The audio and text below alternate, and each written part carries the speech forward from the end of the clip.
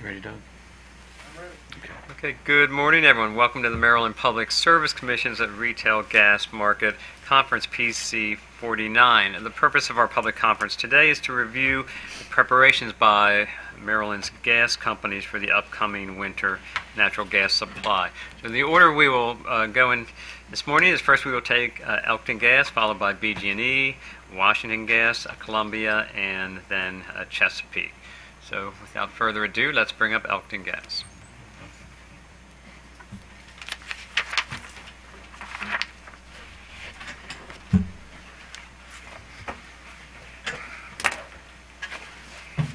Mr. Chairman and Commissioners, good morning. Carville Collins for Pivotal Utility Holdings, Inc., doing business as Elkton Gas. I have with me today Leonard Willey. He is the manager of gas supply for Elkton Gas. I do want to thank the Commission for calling us up early so that we may attend our PGA hearing upstairs later this morning. Thank you for that accommodation. Also, wanted to mention this morning we have distributed and also filed our written comments in this proceeding. We apologize for not submitting these back on the 21st. The coincidence of the two hearings today prevented us from doing that in advance, so we apologize.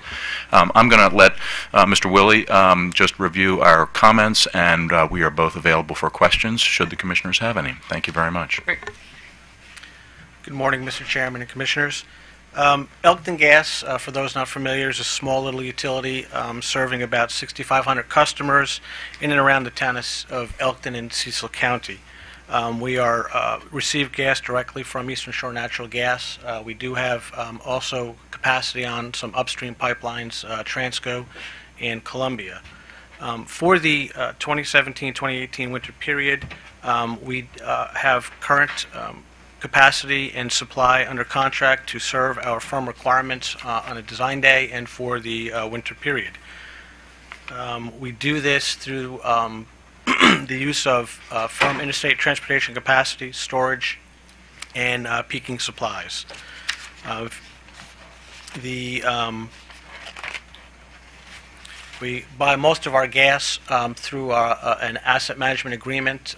We use Sequent Energy Management as our asset manager.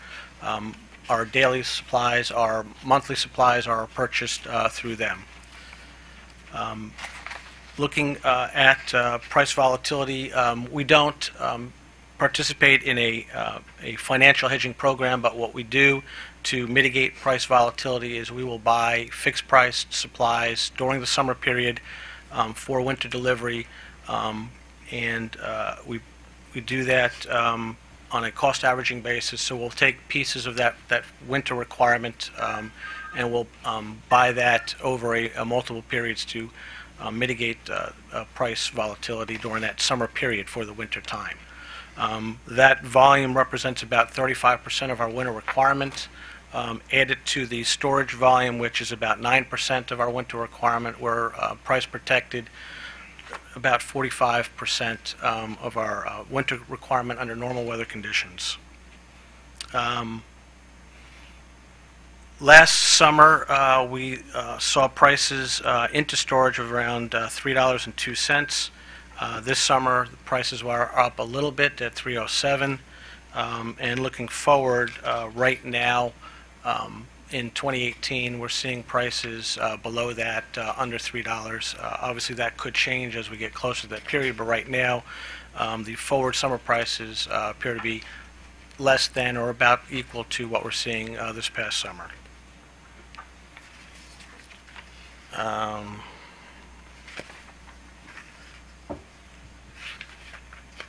As to customer outreach, twice a year, the company reaches out to customers through bill inserts and mailings with information regarding weatherization, conservation, budget billing, and energy assistance.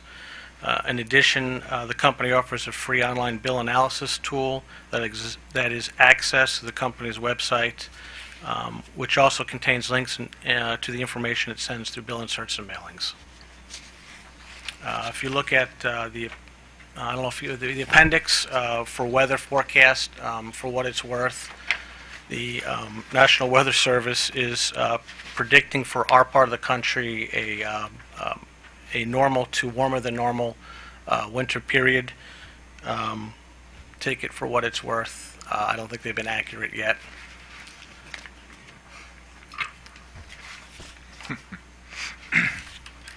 Then we have a depiction of what our design day looks like in terms of the type of assets to be used. Transportation, basically we're using about 3/4 of that is represented by firm supplies, moved on our firm transportation. Storage represents about 9%, and peaking the remaining 14%.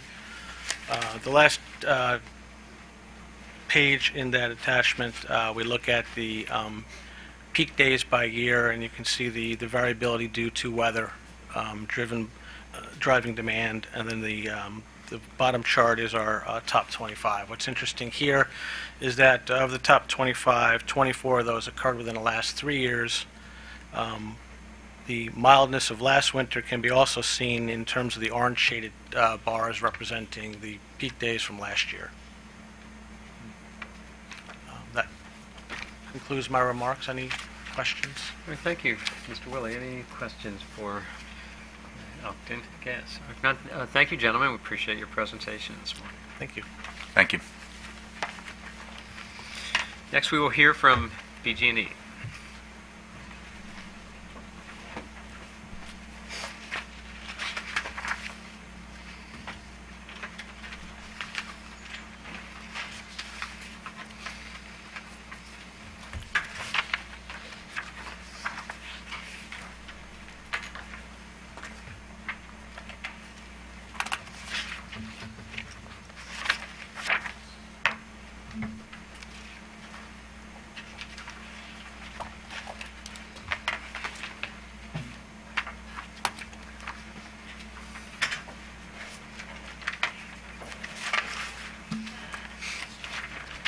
It'll take me longer to bring it up on the computer, so.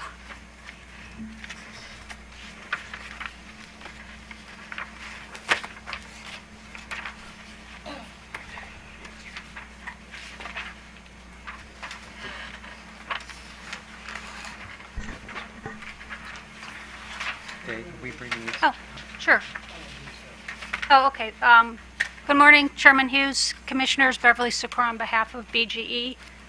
To my far left, we have Ron Jennings, the Manager of Gas Supply and Transportation. To his right is John Hayes, Principal Rate Analyst. That's it. And then to my direct right is Aaron Coos, the Director of Utility Communication. I just noticed that we've all transitioned to wearing glasses, so that must mean we're all getting old. So I will turn the presentation over to Mr. Jennings to Ms. start. Sikora, before you do that, are you going to load up your presentation? Oh, I wasn't going to because I'm challenged that way. Well, but we're going to, why don't we, if we need to recess, we will do that, but we need to get that loaded up. Okay. How do I get it? All right, let's take a short break and get the presentation loaded. I have it up on the screen. I just don't. How do I get it?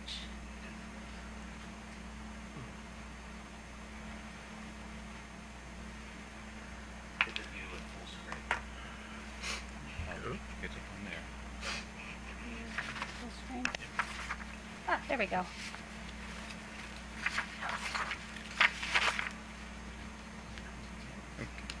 Okay. Now I'll hand it off to Mr. Jennings. We're on slide 4. You'll see a bar graph to the left that shows where we stand with respect to our peak shaving inventory and storage. Storage is pipeline storage primarily on Dominion and Columbia Gas. It's sitting at about 97%. Propane is on system peak shaving is full. LNG will be full by the end of December. It's well over 90% at this point, approaching 96%. In total, about 97%. On the right, at the top, you'll see our design day supply, which is a little over 1 million decatherms. Composition of that supply is set down in the pie chart below. It would be 29% storage, 29% peak shaving, about 1% fixed price flowing, 24% flowing gas, which is gas that would be purchased either under long-term contract monthly or on a spot basis, and then third-party deliveries are approximately 17% of the volume required on design day. The pie chart, lower pie chart shows our normal winter BGE only supply, not looking at what the third parties may bring, and you'll see that storage is 45.8%, fixed price flowing is about 6.8%, or flowing gas that's purchased during the season is at 46.4%, and relatively small volume of peak shaving over the season, presuming normal weather. From a gas supply perspective, the national trend, rig counts are up. The chart that you see shows overall a decline in rig counts, partially due to the fact that now we're using fewer rigs to drill multiple wells as a result of the shale gas explosion. The rig count is actually up year over year. When this was filed, the data we had was it's up 44% from 117 rigs. It was 169 as of 11/3.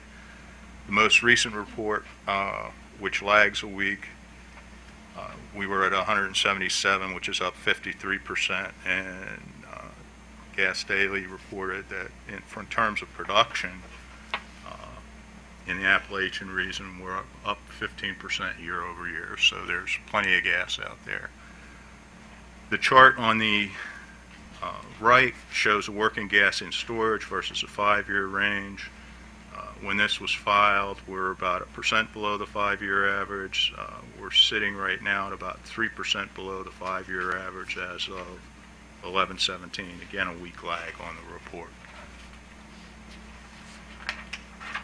The bottom line here, the takeaway is there's plenty of gas out there and people are continuing to drill for more gas despite the low price environment. And one thing that folks should recognize is that when you look at relatively low gas prices, people are getting about $8 per decatherm equivalent for the liquids. That's the propanes, the butanes, the natural gasoline, and all of that stuff that's coming there. So that's what's driving a lot of the economics and driving the ongoing drilling. We're actually going to end up with an Appalachian petrochemical complex. Shell is building a complex in PA to process ethane into polyethylene, crack ethane into polyethylene, so we'll be shipping plastic pellets. They're also shipping propanes and butanes out through Marcus Hook internationally to folks in Europe. So that's how people can continue to drill when you're looking at $3 gas prices or upper $2 gas prices. And remember that they're getting about $8 for that liquid. Again, plenty of supply out there and reasons for people to keep making the supply available.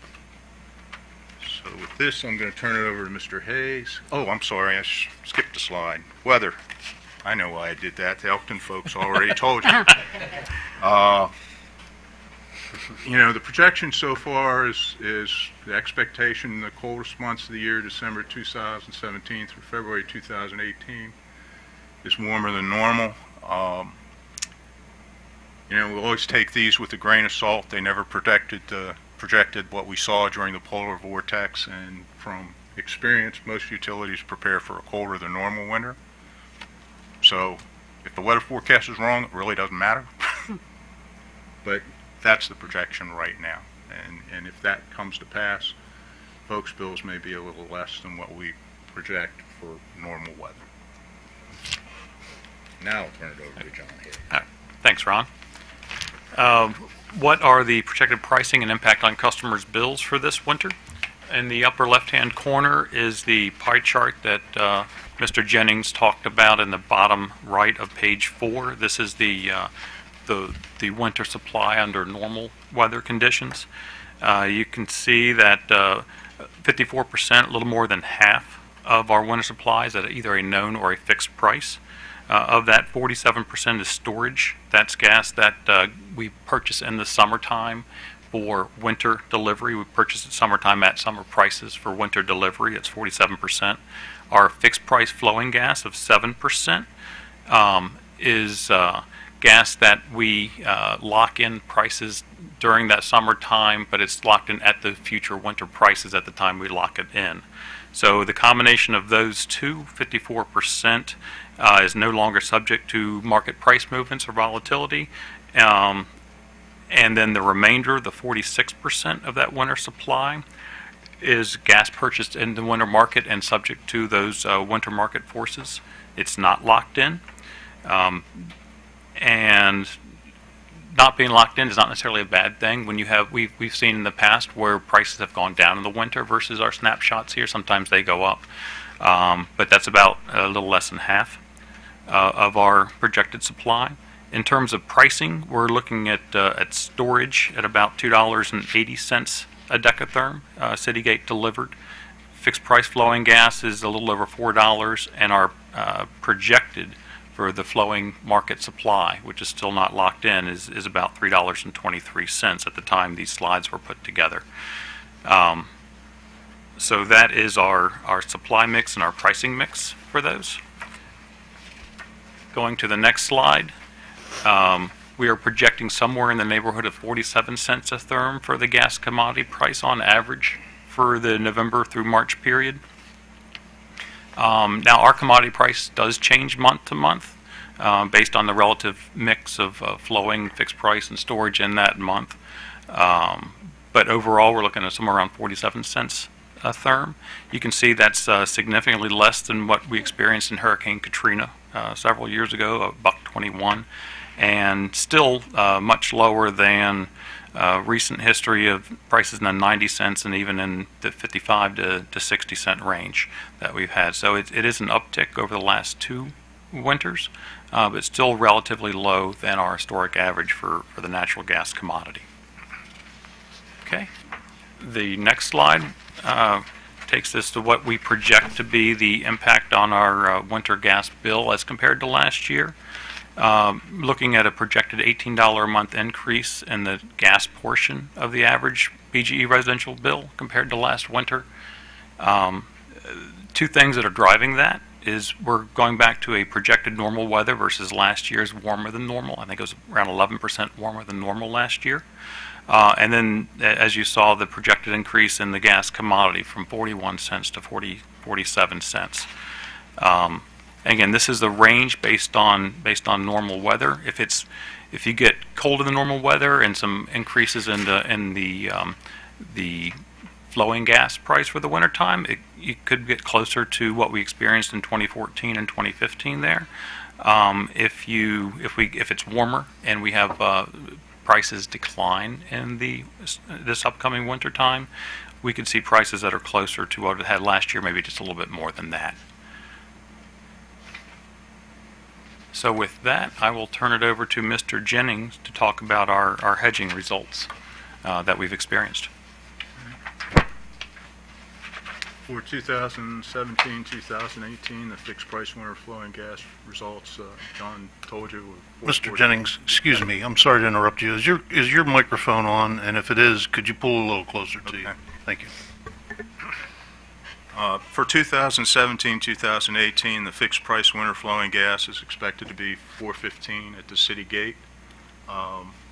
It's projected to be approximately $2 million more than if it was purchased at the upcoming winter NYMEX price of flowing gas based on the NYMEX settle as of 11/10. No hedging of storage gas purchases was done during the summer of 2017. Those storage injection purchases are dollar cost average throughout the summer month at each month's market price. Before the start of the winter heating season, over half of our winter gas supply is not subject to winter market swings, about 51%. The summer storage injections act as a natural physical hedge against winter price swings. Our normal procedure is to dollar cost those purchases throughout the summer months at the market price. We do the fixed price winter flowing gas. This were required by the tariff. We don't recommend any additional hedging at this time. Our experience is that hedging is kind of like buying insurance that you're never really quite sure you need, but the premiums vary from year to year.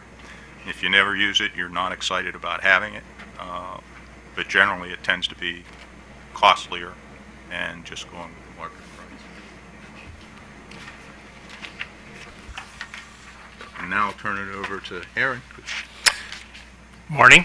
I'm Aaron Coos, Director of Communications for BGE, and I'll summarize slides 14 through 19 on customer outreach. Our main message is that just as we prepare for winter, customers can also prepare. We deliver this to all of our audiences, residential, commercial customers, and we like to leverage a network of public officials and energy assistance organizations to help amplify the message. Broadly speaking, colder temperatures mean heating systems work harder to maintain temperatures inside, which can lead to higher bills. We offer our customers a number of tips and tools to reduce usage while still maintaining home comfort. Some examples are the many ways that we offer for them to see near real-time usage and to set high bill usage alerts. They can also use budget billing to smooth out payments over the full year and lessen the impact of high-use months. Our Winter Ready campaign is communicated across all channels. It runs between November and February. We use press releases, bill inserts, advertising in print, television, radio, digital, social media, and on BG.com. Beyond broadcast, we also reach out through direct customer interactions. Our community outreach teams estimate that more than 336,000 customer touch points occur through educational materials directly sent to customers, community meetings, and expos such as senior expos. A particular focus for our messaging are our limited income and fixed income customers. We send more than 100,000 letters to customers eligible for assistance and widely distribute our bilingual community resource guide, also known as the Purple Book. We work closely with all external agencies that provide OHEP and fuel fund assistance. 90% of those are using our web-based commitment benefit system, which creates a seamless process for those agencies to transmit grants and process extensions. We also launched an online customer donation tool that allows all customers to support their fellow customers through the Fuel Fund of Maryland. In short, we reach out across as many channels as possible to ensure our customers are prepared for winter. Thank you. And with that, we're open to any questions you might have. All right, thank you, Ms. Secor. Just one question, perhaps it's for Mr. Jennings, and that is you had mentioned the polar vortex, and my question is, if we experience another polar vortex this winter, maybe 5 days to 7 days of temperatures in between 0 and 10 degrees, do you anticipate any issues with either supply or transmission of gas to PG&E customers? I think there's plenty of supply out there, and to the extent that people have firm transportation, as most utilities do for their firm sales customers, I don't anticipate any impacts from those kind of events. Certainly there will be price shocks. There's a price reaction to that higher demand, but gas will be available to certain customers. Thank you. Thank you, Mr. Chairman. Mr. Coos, on your outreach efforts, are any of those efforts synergized with Maryland's Empower program, behavioral kind of communications?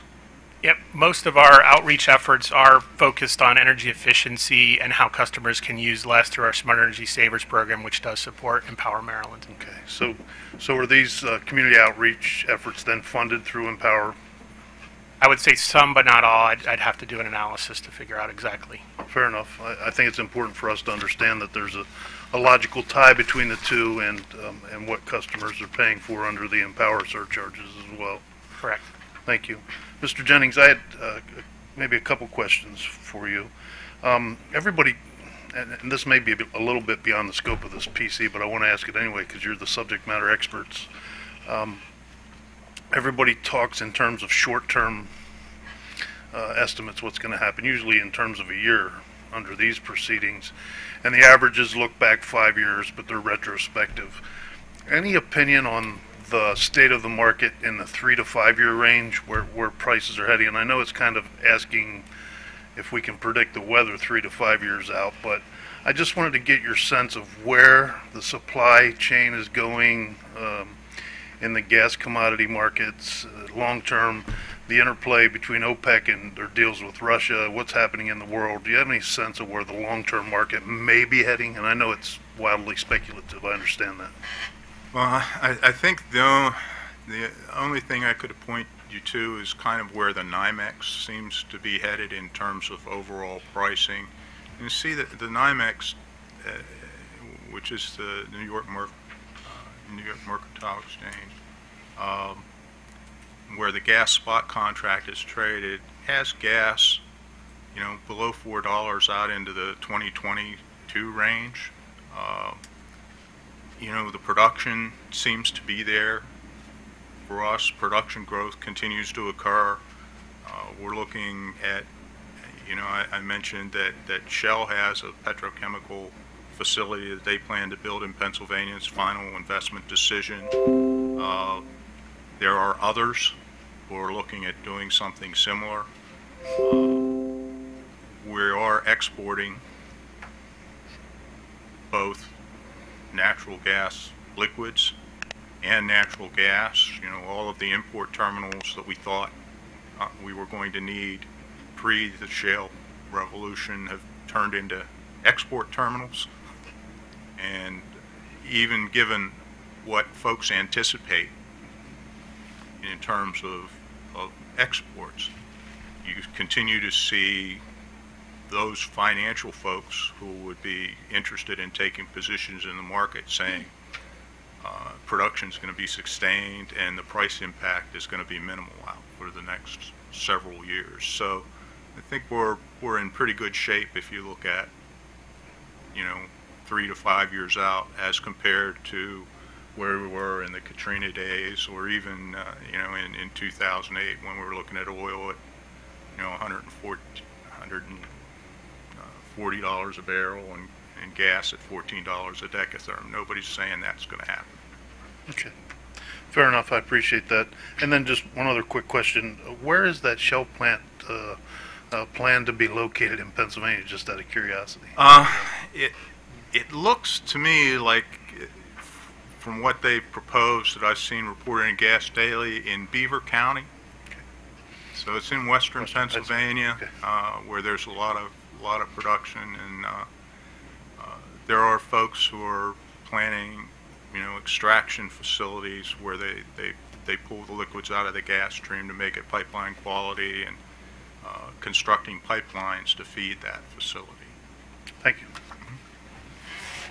Any additional questions?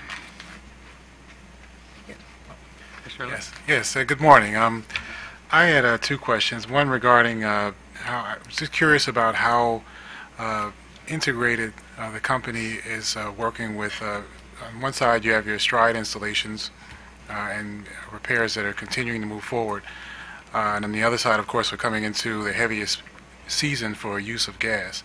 So I was wondering how you are integrating the two in the event that, just as an example, if the weather does go in a direction that is a little colder than forecasted. Does the company have processes in place in order to, I don't want to say suspend, but work with consumers to make sure that they have access to gas as the stride installations are continuing to move forward? I can take it. Yes, our crews are looking at the weather and making sure, and generally when they're doing the installations, they're trying to do it in a very segmented way so that it's not like, you're not taking somebody out of service until you absolutely have to and then bringing them back on as quickly as they can. So they are trying to do it so that there's the least amount of impact. And they do, as we do with other termination or suspension of services, look at the weather to make sure that it's not going to be one of those days where it's going to be below 32 out 3 days. So they are looking at that, and they're close. Again, they're communicating with the customers as well in advance so that they know, when they can expect it to be cut off and then turned back on during the installations. Okay. And on slide 19, there's some discussion about your web-based commitment benefit system. I don't know if do we have the experts here to answer questions about that, or No. no? Okay, all right. Well, I was curious about just how it was working, generally speaking. If it's do you find it to be successful or productive? Speaking anecdotally, I've heard that it is pretty well accepted and well received, and that I think as always, we learn as we go. But I can follow up with Mr. Khan to make sure that I'm not speaking out of turn. But as far as I know, it's been working quite well, and people are pleased with it. Okay. All right, thank you. Yes, good morning, Mr. Jennings. I had a question about the price of gas going up, given the large amount of gas that's available. I guess I was, a cent or two, but now it's gone up 6 cents. I was just a little bit curious as to if you had any understanding as to why that would have Why gone it's up. moved up year over year? Yeah, Frankly, no. okay. Okay, there have been some projects that have helped debottleneck production in various areas so that it can get to market. We've come off recently some historic lows in pricing, but I've never been able to explain why the gas price does what it does. I couldn't explain why it went to $14 a decatherm back in Katrina when essentially 10% of the national supply was from the Gulf. Right. Right. Okay, thanks. Any additional questions for our panel? Or if not, Ms. Sikora, gentlemen, thank you very much for your presentation. Next up, we will have Washington Gas.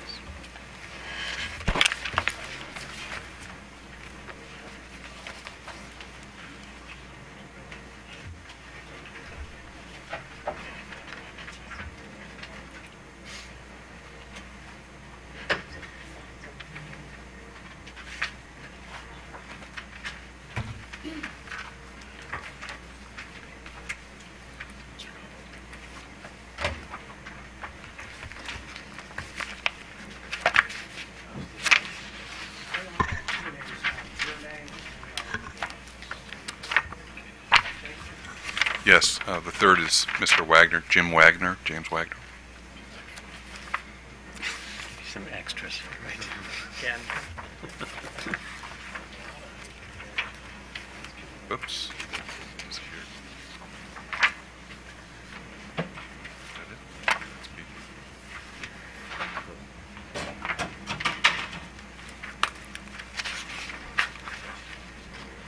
There we go. Thank you.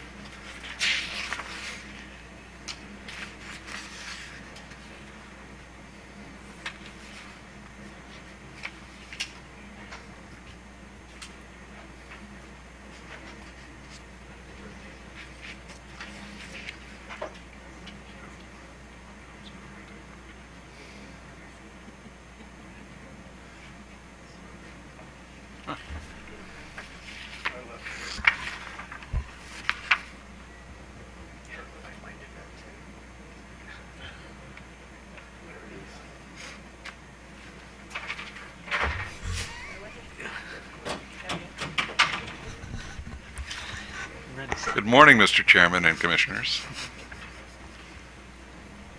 I'm just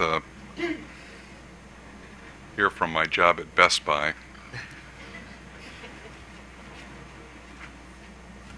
And I don't know why it's going backwards when I'm trying to hit it up, so I'm going to do this instead. Let's switch seats. Okay.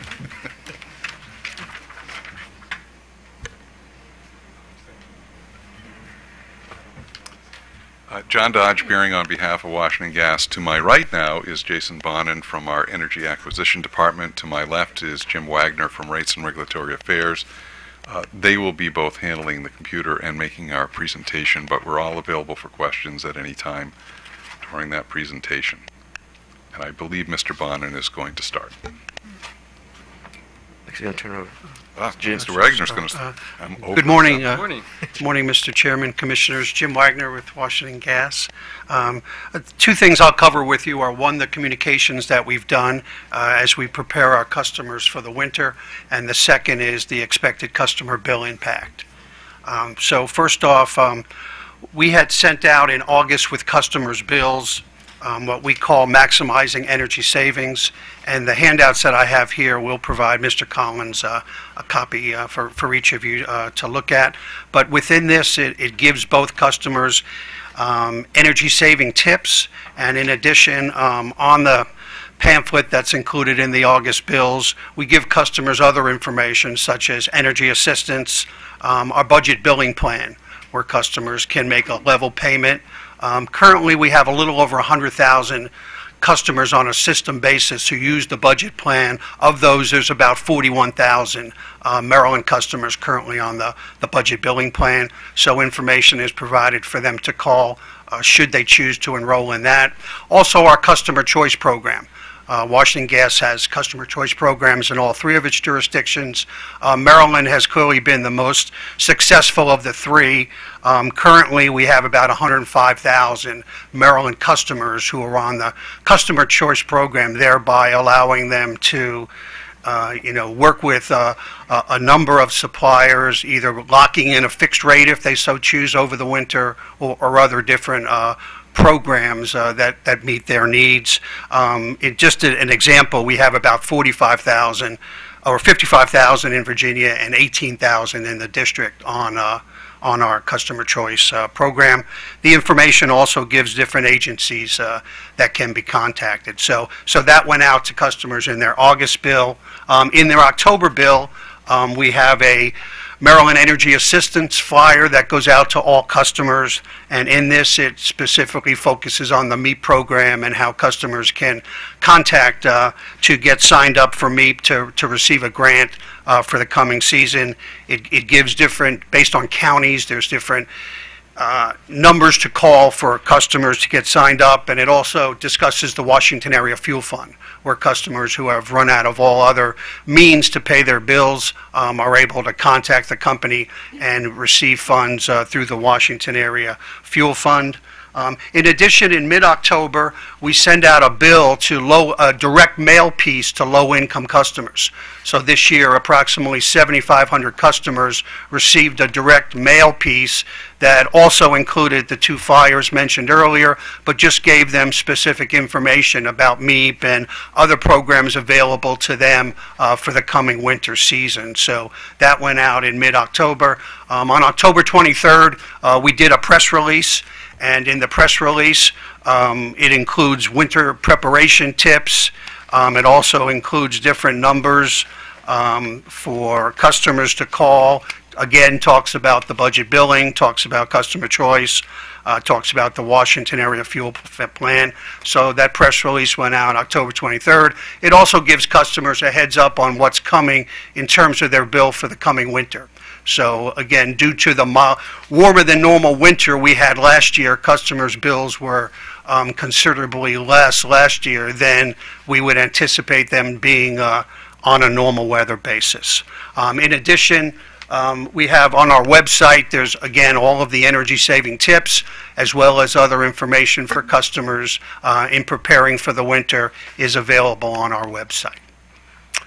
Looking at that completes the communications. As far as the bill impact, as we know, it was warmer than normal last year. For our customers, they ended up paying close to 18, their usage was about 18% less than we would expect under normal weather conditions. So for the coming winter, we're expecting approximately an 18% increase, assuming normal weather occurs. The majority of that bill impact is because of the weather. Gas prices are, along the lines of where they were overall last winter in our analysis. So therefore, we're projecting about an 18% increase in customer bills if normal weather occurs. Just as an example, last winter, our average residential heating customer for the 6-month period, November through April, their bill was approximately $565. Were we to have a normal winter this year, based on our projection of gas cost also, that bill would be $668. So it's approximately a $103 increase, which, if I divide it by the 6 months, comes out to about $17 a month. So if we were to have normal weather, and if our gas prices that we're forecasting were to come in exact, customers' bills would be about 18% higher, or $17 per month for the 6-month period. And that's the end of and I'll turn it over to Jason for the energy acquisition information. Okay, before you do that, Mr. Wagner, Sure. in terms of customer choice, you mentioned several times giving customers information on their options. Given how low gas prices are right now, can your customers save money by shopping as opposed to being a default customer? And again, the affiliates handle that for our company and others, but I would say, it's all relative till if what our price is, if customer service or customer suppliers can go out and secure the gas at different prices or offer programs to customers that are different. So, we base the price each month based on what the prices are. A supplier can offer you a fixed contract. So if you wanted to reduce volatility and lock in perhaps a few cents higher than what the utility is currently charging, knowing that if the polar vortex hits or other conditions occur, you've been guaranteed a price of 48 cents through the winter heating season. Again, we have over 100,000 customers who are enrolled in the program. So, and of those, 91,000 are residential. The others are commercial. So it's interesting. So Washington Gas default customers are, in essence, they're variable rate customers. Their gas prices can change month to month based on the correct. Yes, they're like spot customers. Correct. So every month when we set the purchase gas charge, we look at what we expect prices to be in the following month. We're also looking at where we are in that current period. So for the 12 months ended August of each year, we're trying to come in as close to zero for what we've charged for the year compared to what our costs have been when we do our annual reconciliation in August. But every month, we're looking ahead based on the current prices and, in essence, what we've paid. So, for example, when I go into a January a few years back, the polar vortex, in December, no one was predicting that gas prices would go up. So we priced the January PGC at a particular price, but prices were higher than we expected. So for the remainder of the winter, I need to charge extra to recover the undercollection in January so that by August, I'm as close to zero as possible. But what you said is correct. It's a variable rate that customers are paying. So one of the benefits of choice is locking in a fixed contract. Right, so it's kind of the opposite of our electricity customers, where we have 2-year rolling contracts for those default customers. Correct. Okay. All right, thank you. Quick question? Yeah, sure. On your comprehensive communications, Mr. Wagner, I appreciate the presentation. Do you know to what extent these flyers and bill inserts and other communications are either funded from the Empower surcharge or expensed to the Empower program? Yes, subject to check, Commissioner O'Donnell. I would say they're not funded through Empower Maryland. The only relationship is on the flyers, we do make reference to one of the Empower gas programs that's available to low-income customers.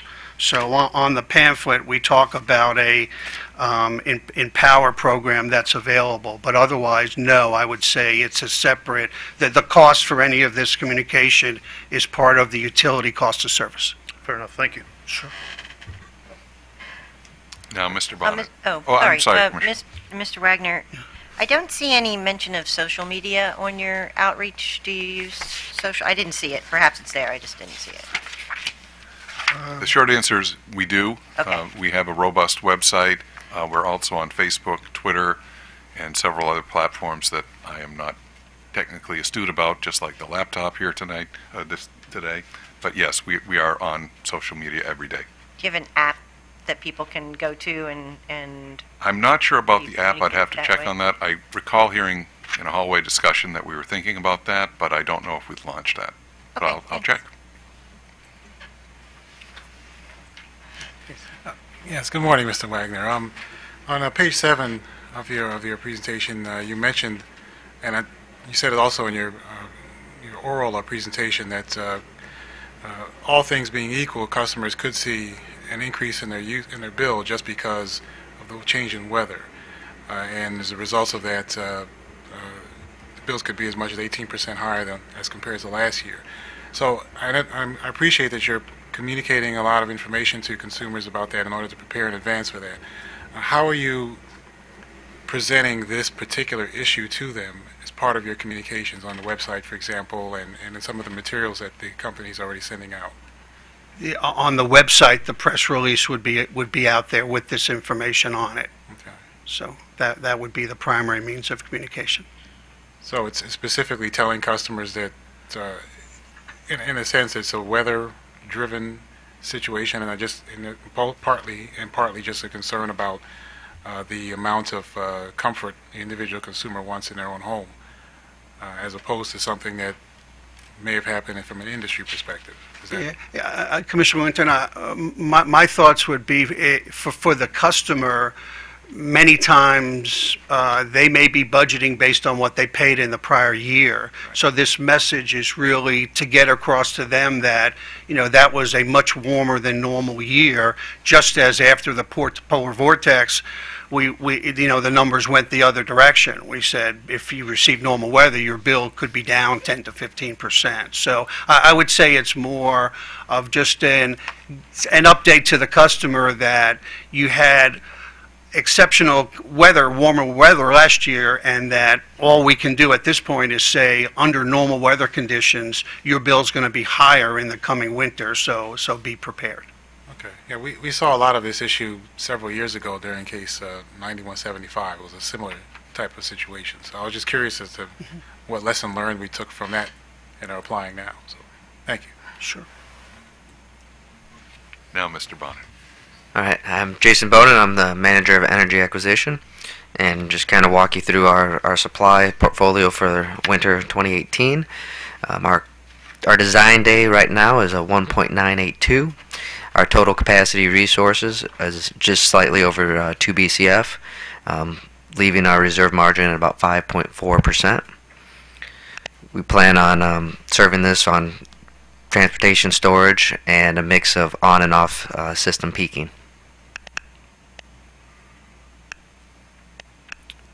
And then this is kind of the outlook on our portfolio on how we plan to serve the Maryland portion between swing, monthly baseload, peaking, and seasonal storage.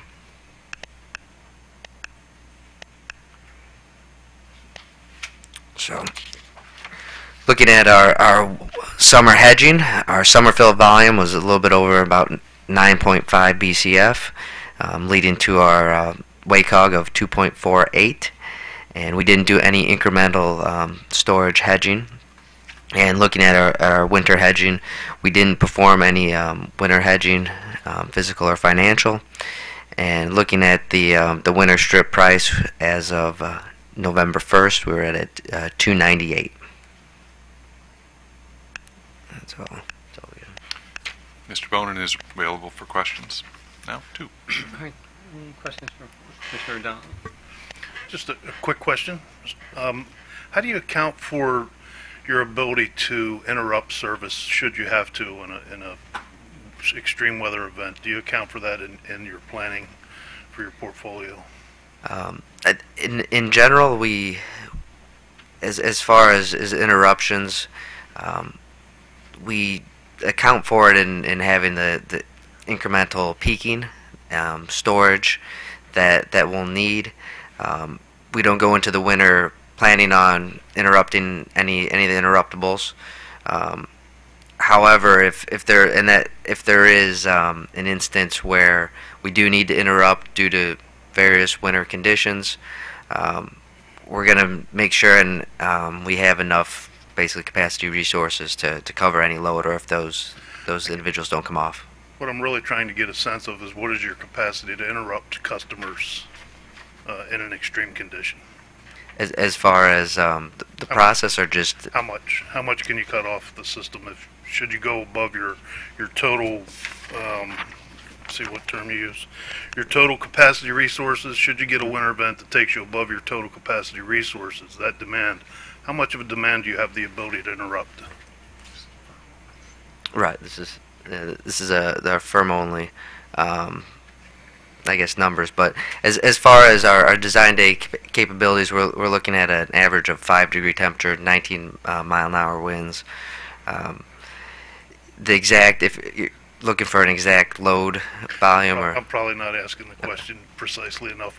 I'll take it offline. It's something that I just need to learn a little bit more about. Maybe I can ask our staff to help me learn it a little bit better. Yeah, Commissioner Donnell, if I could, we have roughly 600 interruptible customers on our system. So when we call an interruption, they need to get off. The polar vortex really had a lessons learned in that we had potentially half of our interruptibles who didn't get off at that point. For that year, we ended up fining interruptible customers over $12 million, both for the cost of gas and a penalty for not getting off. All of that money goes back into the purchase gas charge as a credit to customers. So since then, we've seen improvement. We've tightened up our tariffs. We've increased the fines. We've done other things. We also have each year, in October, we have all interruptible customers in for an annual meeting where we go through all the rules and everything else. So to the degree they get off, then that makes the system a lot more manageable. And Jason's area looks into, throughout the winter, do we need to call an interruption based on the expected weather? Right. So I appreciate that, and I understand all that. We've dealt with appeals cases dealing with exactly that, so we understand that very well. What I'm really trying to ask is, what is that volume? What is that capacity that you have the capability to interrupt that is serving those 600 customers? In other words, how much margin could that provide to you is what I'm trying to ask. Right. We'll follow up on that. I know that was an issue in a hotly contested case that one particular large customer argued that we should be using our reserve margin to cover any non-interruption events, and we don't do that. I don't recall what the overall system or Maryland amount was attributable to interruptible, but we will find that out for you. Yeah, Thank you. I appreciate it. The general challenge is just, with each day and the system being different, where we might be getting supply from or where more burn might be coming from, that answer slightly could shift a little bit on what the exact, volume and different part of the system that we need to ensure to maintain for reliability purposes. Any additional questions for our panel? Okay, if not, gentlemen, thank you very much. Appreciate your presence. Thank you, and particularly for your patience with my laptop skills. Thanks. We will next go to Columbia.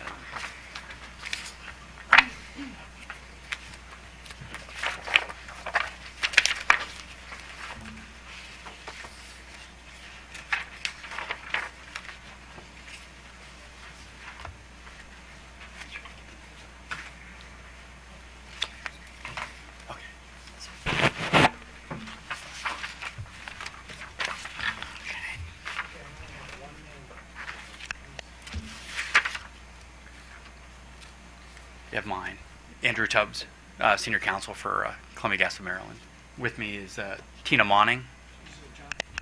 Andrew Tubbs, Tubbs. That's correct. You're welcome. With me is Tina Monning, who's our Manager of Energy and Supply Optimization. And Shirley Bardis Hassan. Okay, great. Oh, you're welcome. Good morning. First of all, Commissioner O'Donnell, the cracking plant in Pennsylvania is located in Monaca, Beaver County. It's right near our training center, so it's almost in the shadow. So you're welcome. Good morning. We're with Columbia Gas of Maryland. We have about approximately 33,000 residential, small, and commercial customers in Maryland. We serve in Garrett, Allegheny, and Washington counties, just as a bit of a primer. I'll turn it over to Tina Monning to present, and then if you have any questions of any of us, we'll be happy to answer them as we go through it. So today I'm going to discuss Columbia Gas of Maryland's winter supply plan, some market factors, and gas price trends. The first slide is around our design demand criteria.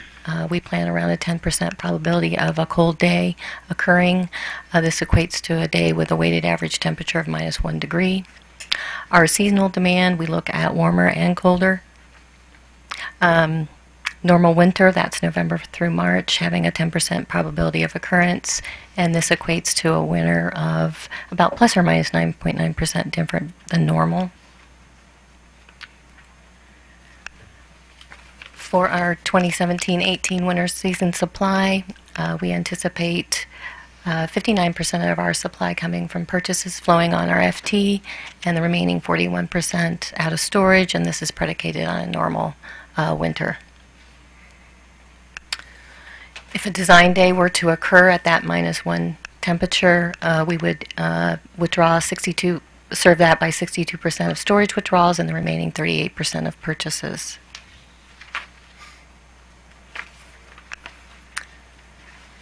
This shows our storage inventory from April 2017 through November 2017. We have storage on Columbia.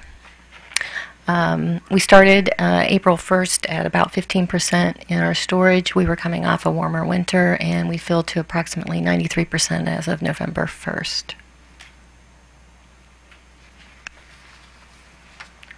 I think we've seen this map, but I'll go over it. The December through Feb outlook for Maryland is warmer than normal. Across the country, it's normal to above normal for the most of the U.S. It also, NOAA is projecting an enhanced odds of a colder, below normal temps across the northern U.S. Late in the winter. Maryland, Columbia Gas of Maryland experienced about a 15% warmer than normal winter last year for comparison purposes.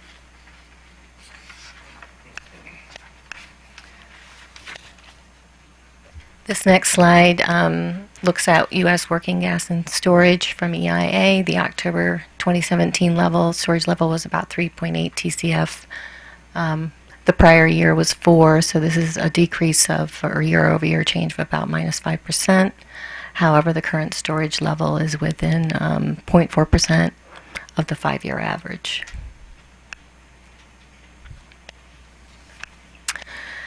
Marketed natural gas production and imports in October of 2017 was around 80 BCF a day. The prior year, October 2016, was about 76 BCF a day for an increase of a little over 5%. EIA is showing that marketed natural gas production will be increasing into 2018 over the 2017 levels, approximately by 5 BCF or so, most of that coming from the non-Gulf of Mexico production.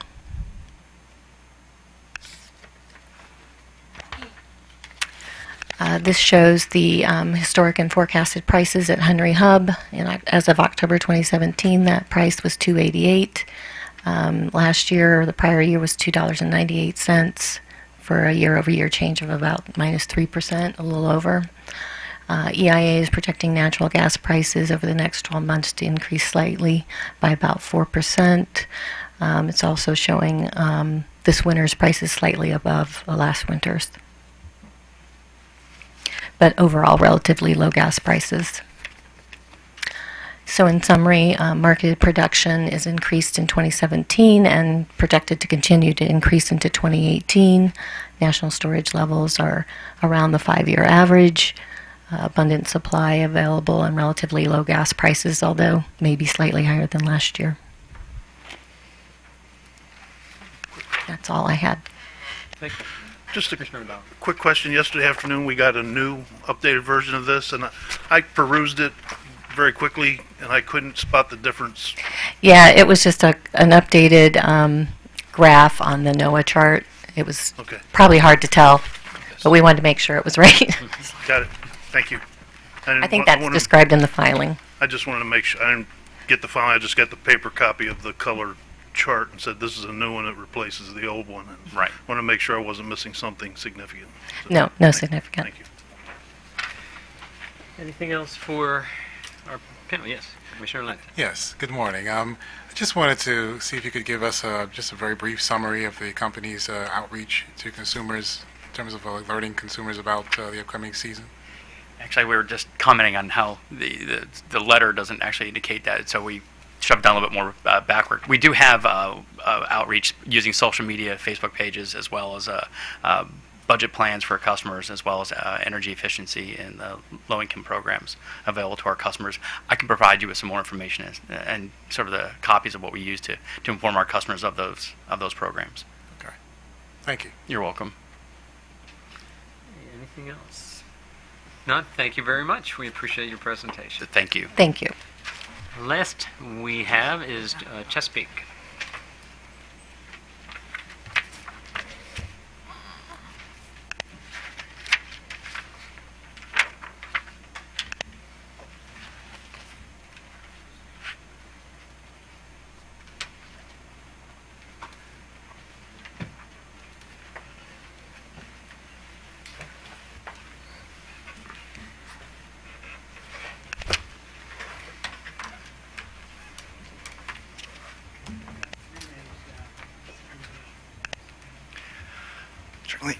Good morning, Chair Hughes and Commissioners. My name is Bill O'Brien. I'm Associate General Counsel with Chesapeake Utilities Corporation. To my right is Matthew Everngam, Senior Regulatory Analyst. To my left is Will Chris, Manager of Gas Supply and Transportation Services. And then to my far left is Chris Redd. He's the Director of Gas Operations, Engineering, and Gas Supply. Good morning. Thank you for having us, Chair Hughes and Commissioners. As you know, Chesapeake Utilities Corporation operates two LDCs on the eastern shore of Maryland. One we call Maryland Division with about 12,000 customers. Maryland Division operates in Wacomico County, Dorchester, Caroline, and Cecil County. And then we also have Sandpiper Energy, Inc., which operates in Worcester County. I am going to go ahead and turn it over to Manager of Gas Supply, Will Chris. Good morning. So, I think we can scratch the first winter weather outlook off the list. That's I would only bore you with the same map that you've already seen. Moving on to winter supply preparations, we also, like many of the other presenters, we have a mixture of supply that's built upon delivered base load storage, withdrawals, and daily spot purchases. We also have in place a systematic hedging program where approximately 50% of our anticipated supply will be hedged going into the winter, and we utilize physical hedges for that. But we also maintain contractual rights to call upon additional spot supply to serve any difference between hedge and actual deliverability on a design day. If we were to experience a design day, we're currently set up that 25% of that supply would be from storage, and we would rely upon firm transportation for the remaining 75%. And the source of that upstream supply would be approximately 47% from the shale area, production area, 23% from the Gulf, 23% from Appalachia, and 7% from the New England region. So we try to maintain a rather diversified supply portfolio.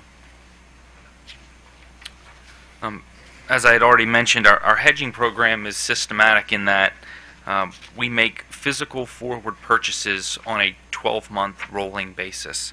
And the goal is simple, to simply mitigate the impact of the market fluctuations to these customers. The 12-month rolling system will have, this month we hedged the last 12th of December. So this month being November, we finished the December's hedge this month. To reduce the notion of speculation, we hedge at the same day every month, which we just pick the day and we just go with it, and where the market is that day, that's the 12th. That's the 12th price for the month. The results of our hedging program, these are NYMEX hedges physically located at Henry Hub. And so the 2016-17 hedges, which will be delivered this upcoming winter, we have a WACOG of $3.38. Just to give you a benchmark, that as of November of 16, The December contract was trading at 305, January 315, February 315. So our WACOG is slightly higher, but that is a fixed price, whereas the December, January, and February contracts are still trading. The 2016-17 hedges for the 2017 storage injections, our WACOG is $3.18. Now, that NYMEX WACOG of $3.18 will translate into a storage inventory of $2.47 actually delivered to the city gate for this coming winter.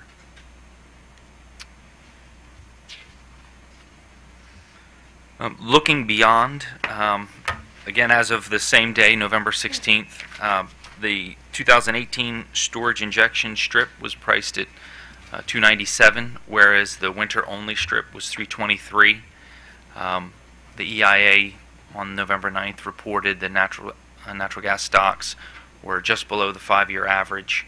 The point of mentioning that again is I'm essentially echoing what we've heard today, is that gas prices are still relatively stable.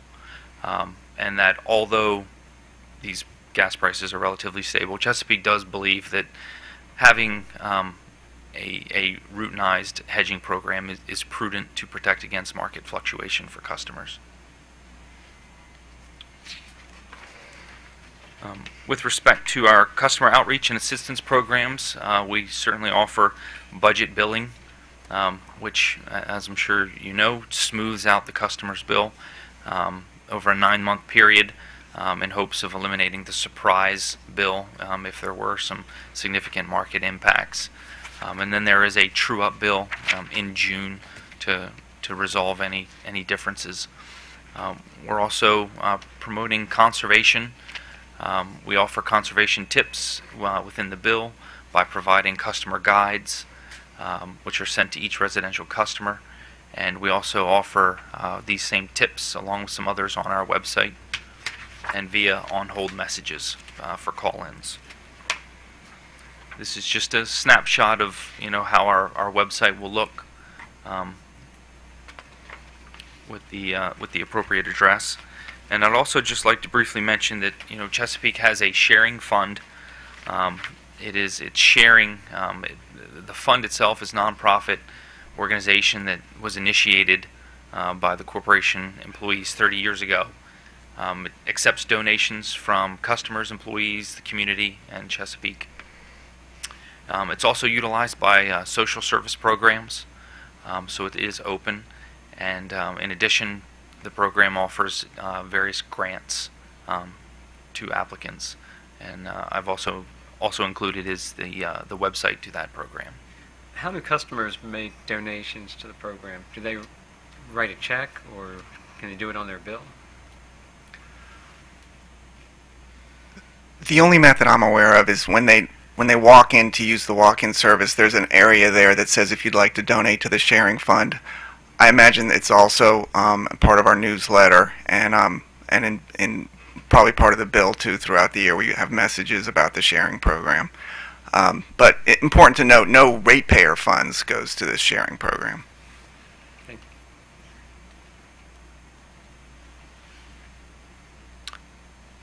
And that does conclude my remarks today.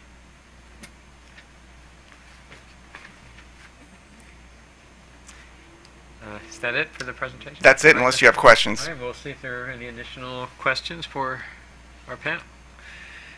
All right, if not, gentlemen, thank you very much. We appreciate your presentation. Thank you very much. That concludes all of our presentations for the morning. I want to thank all our companies for coming today and presenting at our conference. Greatly appreciated. That we are adjourned.